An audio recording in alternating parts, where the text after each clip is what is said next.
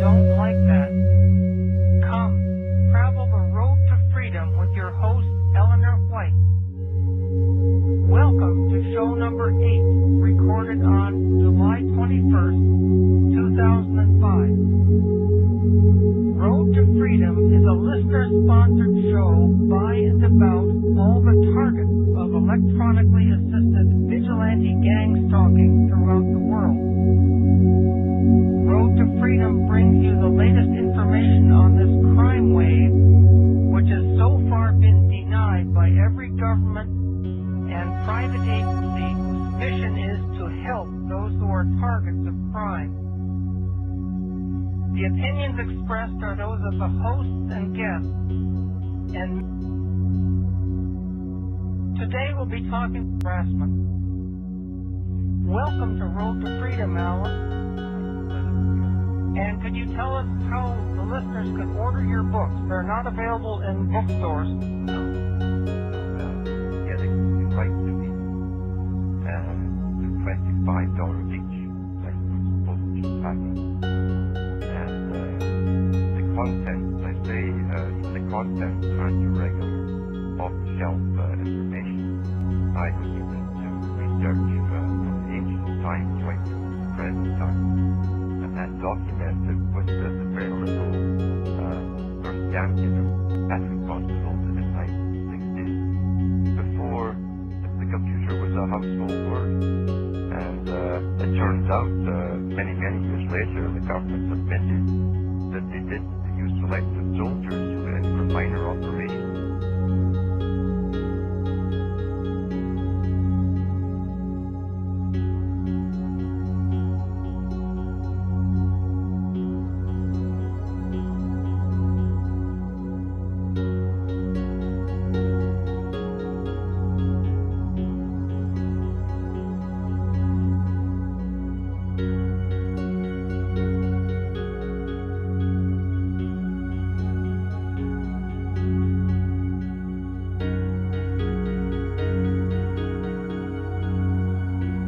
There are so many threats from so many different causes when you consider, just adding up, nuclear warfare, biological warfare, overpopulation, bad conservation, racial strife, civil war. Take your choice. Either one or any mixture of them. And we shan't be here. That is to say, we shan't be here in the sense of a territory, a biological world. We may exist in some abstract sense, like, see, I was right after all, better dead than red.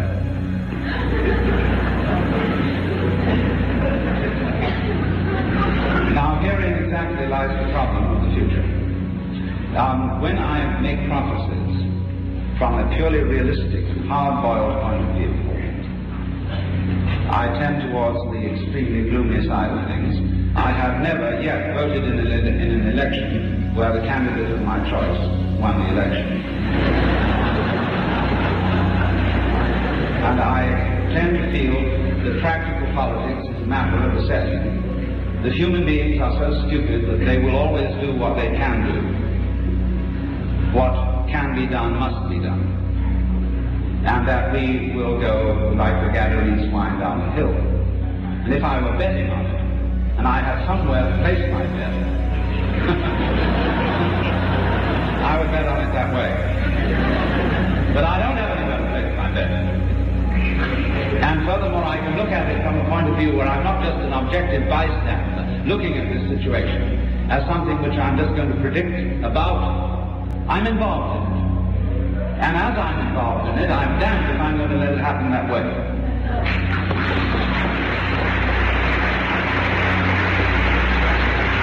There is then the other alternative, that if the United States of America ceases to exist in our minds and in our hearts as an abstract political nation, and we focus our attention instead upon the physical people and upon the physical environment and the love of it, then we have some chance of creating by the year 2000 a most extraordinary state of affairs. But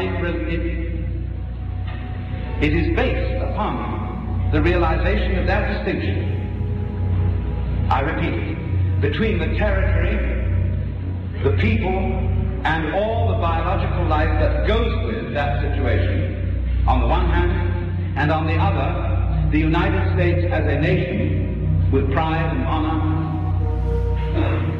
You know, quite recently the Congress passed an act against burning the flag, with all sorts of patriotic speeches. And those same congressmen are responsible directly for burning that for which the flag stands, by absolute callousness as to the care of the physical nation, the water, the air, the crops, the forests. So this is the great confusion of civilization. And if we don't find some way of overcoming it, I'm afraid 2000 AD will see us as a non-geographical expression. The point then is this, that civilized man has developed the incredible technique of symbolization, of words which represent things of events, of numbers which represent patterns and arrangements of physical nature, of social institutions, laws, states, family patterns, and so on. And in these terms, he represents the physical world in the same way that the menu represents the dinner. But he has been so fascinated by the power of this symbolic way of looking at things that he very easily confuses it with what it represents, and so has a tendency to eat the menu instead of the dinner. And this is precisely the disease from which those congressmen who are raving about burning the flag are suffering from. But this disease assumes much more serious forms. And the one I want to talk about first as the major obstacle to the survival of the territory United States in the year 2000 may be symbolized by the confusion of money with wealth. You remember, don't you, the Great Depression, when suddenly the whole country was in a state of poverty for the reason that there was what they call a financial collapse. There was no diminution of our natural resources. There was no diminution of our physical strength, of our intelligence. But suddenly, almost overnight, we had an economic depression, incredible poverty and suffering, because of a financial slump. As if you came to work one day, and they said to you, you were going to build a house, and they said, sorry baby, but can't build a house today, we haven't got any inches. Well, what do you mean we haven't got any inches? Have we got wood? Have we got lumber? Oh no, we don't need inches of wood or inches of lumber. We got tape measures. Oh no, tape measures, just inches. There's just no more inches to go around. And that's exactly what happened in the Depression. Based on the fallacy that money is wealth, or that money is real. Because money is in a sense a reality, but a reality of exactly the same order as inches, hours, or lines of longitude. It is a measurement of wealth, but it is confused with wealth. And this is the main thing which has blocked the proper expansion of our technological genius at this time. There is no question that within a relatively short time, we have the technical capacity to wipe poverty off the face of the earth. It isn't a question of the old socialist programs of robbing the rich to pay the poor. All that kind of thinking is entirely obsolete. It is a question of realizing that we are now in 1968, long, long beyond the age of scarcity, in which we cannot provide adequate and more than adequate necessities and luxuries for every human being on this planet. It is technically possible. The amount we have spent upon warfare collectively since 1914 could have given every human being on earth a comfortable, independent income. And the amount we are spending daily on the war in Vietnam could abolish the problems of almost all underdeveloped nations in the world. But the confusion is, when we suggest the very idea that money doesn't matter, people feel deeply insecure. And if we should go further than that and suggest such outrageous ideas as that in the year 2000 AD there will no longer be taxation, that all utilities will be free, and that every citizen, instead of having to pay his taxes, will receive from the government a guaranteed basic income. People say, where's the money going to come from? As if money was something that came from somewhere, in the same way as iron, or hydroelectric power, or lumber, or just plain energy. Money doesn't come from anywhere and never did. Money is an invention, in the same way that inches and hours and clocks and rulers are inventions. Money is a measure of wealth. Now, if we define wealth as consisting of a sum of three things, wealth is firstly energy, secondly technical intelligence, and thirdly raw materials. Those three things. When, for example, people think that gold is wealth and use gold for money, gold being used for money becomes immediately useless for anything else. It is locked up in just plain ingots, doing nothing in banks and fortresses, and is of no material value whatsoever. But the trouble is that we who pride ourselves on being a materialistically minded people, and are sometimes even ashamed of ourselves for being that, are not materialists in any sense whatsoever. We are high abstractionists.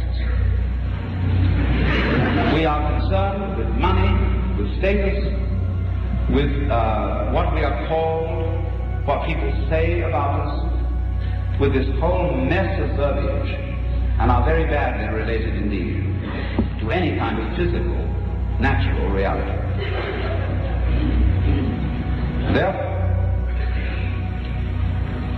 we have simply to get over. You see, I am a philosopher. I'm not a very highly informed fact man about matters economic and political, but I go down to basic principles. And therefore come with a certain naivete and innocence, like the child who noticed in Hans Andersen's tale of the Emperor's New Clothes that the Emperor was naked. And I see astonishment in this kind of childish way that people really think that money is necessary. And that they don't understand the following simple principle. If you create a technology, and the purpose of that technology is to increase our supply of goods and services, and to make it unnecessary for anybody to perform drudgery, then of course you're getting rid of work. So we have the amazing idiocy to penalize getting rid of work as something called unemployment. To be on the lower social stages in which you crawl into a labor office and regretfully receive a dole. Because you see, if money was a convenience to get rid of barter, so that you wouldn't have to go down to the market with a basket of eggs in order to exchange it for vegetables and meat. But if you have nothing to barter with because the machines are doing it instead of you, then the people obviously have to credit themselves for the work done on their behalf by the machines. If they do not do so, the manufacturer will not be able to sell his product. Then what must he do? He invents instead wars and all sorts of disturbances, so that the people will be persuaded to fork out taxes, and the government will be persuaded to overextend the national debt, which is merely a method of issuing credit, in order that the thing may go on. It is not necessary to invent wars, it is only necessary to invent money. But the difficulty is, with our present psychology of money, is that the moment there would be a guaranteed national income, and everybody would be given $10,000 a year as a mere starter, whatever else they might want to acquire by various enterprises, prices would go sky high. The so-called cash, the new money in circulation. And the result of that would be that you would be a pauper on $10,000 a year. Because people do not realize that when you put up prices in order to catch an extra flow of money, the money you are getting by this method is increasingly less valuable. And therefore you're doing nothing at all. You're simply going round in a vicious circle. And so we have the situation that when profits go up, the unions say, more wages, please. Okay, more wages. Then what happens? The prices go up. And then the manufacturer thinks he's gaining something. He isn't gaining anything at all because it costs him more for everything he has. So, you see, the obsession of making money is the thing from which we will, if we're going to survive at all, is the thing from which we must be delivered. Because if you substitute for the idea of money the sensuous experience of real material wealth, you will very quickly realize that you cannot drive 3 cars at once, nor live in 6 houses at once, nor eat 5 breakfasts simultaneously. That there is simply a physical limit to your consumption of the most luxurious wealth imaginable. But the point is that everybody is going to have this without limit, because it is technically possible. And therefore, a very curious thing is occurring, that it is becoming an entire reversal of the Protestant ethic, which was, of course, that human energies cannot be trusted unless most of them are absorbed in hard work, bringing out products. If we are dead tired when we get home from doing that, then the devil finds work for idle hands to do.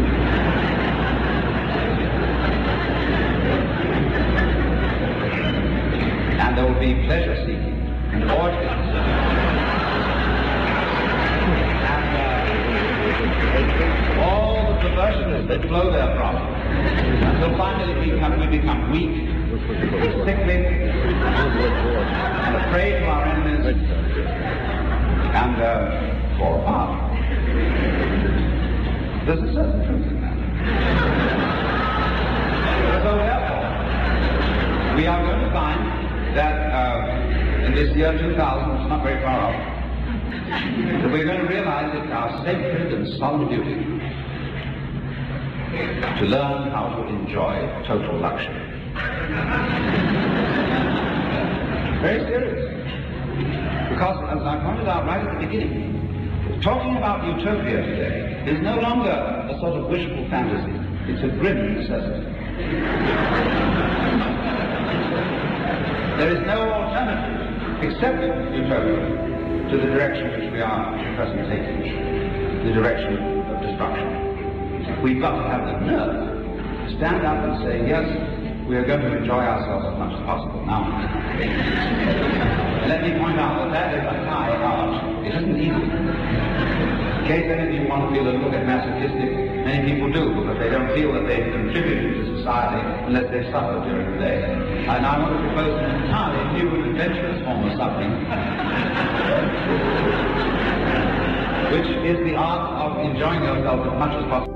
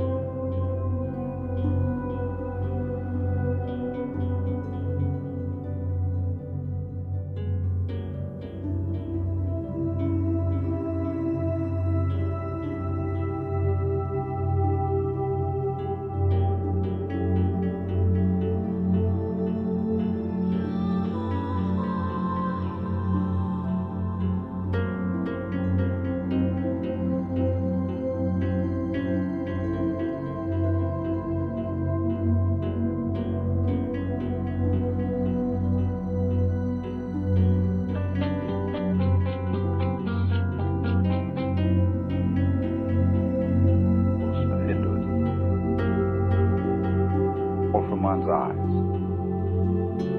Now, in just the same way, the center of Buddhism, and the only really important thing about Buddhism is the experience which they call awakening. Buddha is a title and not a proper name. It comes from the Sanskrit root Bud, and that sometimes means to know, but better, waking. And so you get from this root Bodhi, that is the state of being awakened. And so Buddha,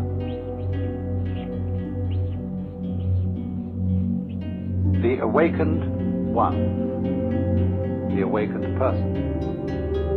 And so there can, of course, in Buddhist ideas, be very many Buddhas. The person called the Buddha is only one of myriads,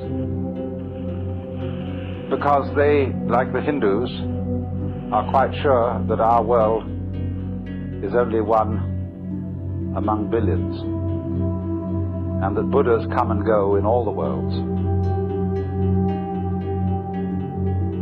But sometimes, you see, there comes into the world what you might call a big Buddha, very important one. And such a one is said to have been Gautama, the son of a prince living in northern India, in the part of the world we now call Nepal, living shortly after 600 BC. All dates in Indian history are vague, and so I never tried to get you to remember any precise date, like 564, which some people think it was. But just after 600 BC is probably right.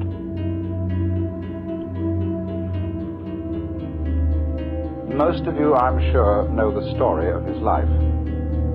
But the point is that when in India a man was called a Buddha or the Buddha, this is a title of a very exalted nature. It is first of all necessary for a Buddha to be human. He can't be any other kind of being. Whether in the Hindu scale of beings he's above the human state or below it. He is superior to all gods because, according to Indian ideas, gods and angels, or angels would probably be a better name for them than gods, all those exalted beings are still in the wheel of becoming, still in the chains of karma, that is action which requires the need for more.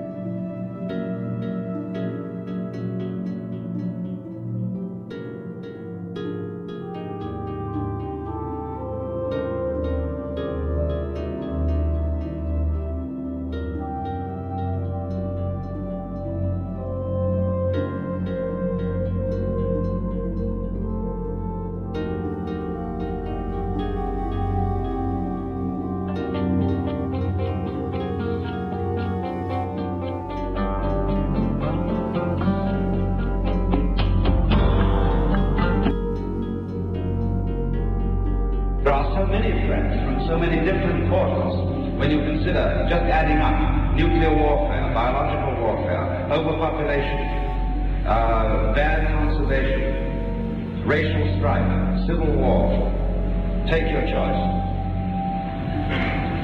Either one or any mixture of them. And we shan't be here. That is to say, we shan't be here in the sense of a territory, a biological world. We may exist in some abstract sense, like, see, I was right after all. Better dead than red.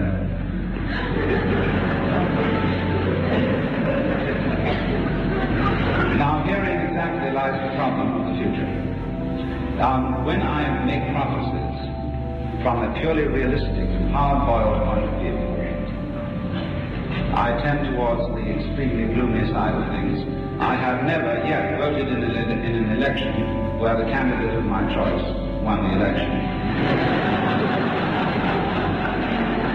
And I tend to feel that practical politics is a matter of necessity. That human beings are so stupid that they will always do what they can do. What can be done must be done. And that we will go like the Gadarene swine down the hill. And if I were betting on it, and I had somewhere to place my bet, I would bet on it that way. But I don't have anywhere to place my bet. And furthermore, I can look at it from a point of view where I'm not just an objective bystander looking at this situation as something which I'm just going to predict about. I'm involved in it. And as I'm involved in it, I'm damned if I'm going to let it happen that way.